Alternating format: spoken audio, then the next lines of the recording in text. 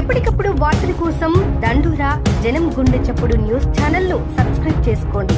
Bell బటన్ను click చేయండి, like చేయండి, షేర్ చేయండి.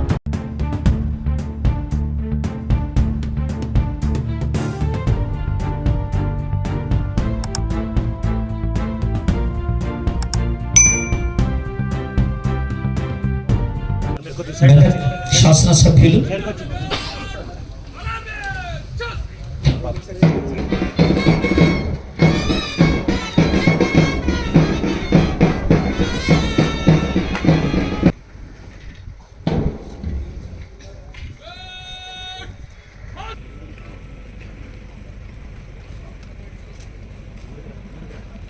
श्रीमान सेरेमोनियल परेड आपका निरीक्षण के लिए हाजिर है.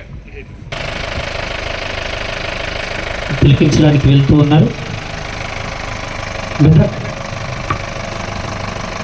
ఎస్పీ ఆఫీస్ ప్రాంగణంలో సర్వాంగ సుందరంగా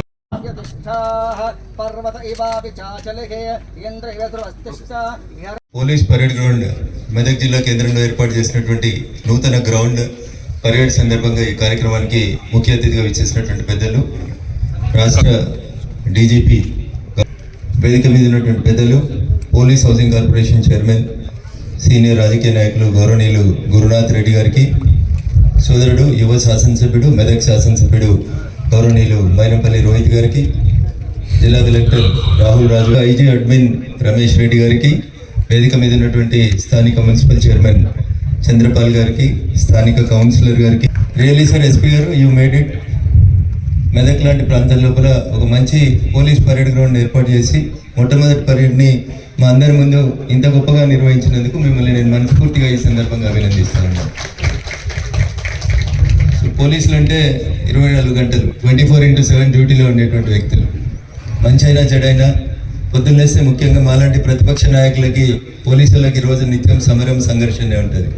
వాళ్ళ విధి నిర్వహణలో భాగంగా లా అండ్ ఆర్డర్ని ప్రొటెక్ట్ చేసే పరిణామ క్రమంలో 24/7 విధికి మాత్రమే ప్రాధాన్యత ఇచ్చి పోలీస్ మిత్రులు పనిచేస్తారని చెప్పడం లోపల ఎట్లాంటి సందేహం లేదు. డీజీపీ గారు ఈ సందర్భంగా మీ దృష్టికి 1-2 విషయాలు, అంత కష్టపడి పనిచేస్తున్నటువంటి 24 డీజీపీ గారు, బట్ వింటే సమస్యను పరిష్కరిస్తారనేటువంటి ఒక ఆశ.